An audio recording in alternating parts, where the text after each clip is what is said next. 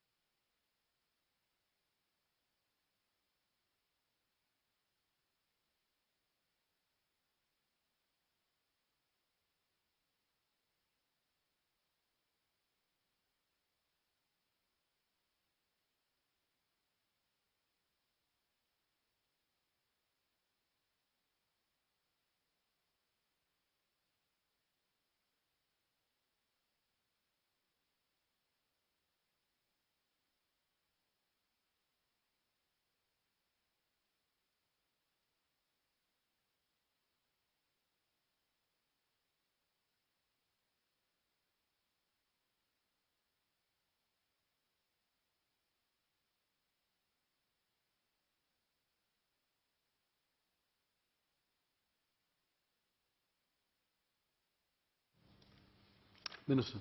My advice, Mr. Chairman, is that even you can theoretically be charged for driving under the influence if you have a blood alcohol level under 0.049 but are still displaying signs of impairment. Ms. Vincent. So why then can we not do the same with other drugs if there is some nuance to be able to judge people's impairment even though their levels may not be high? Bingo. Minister.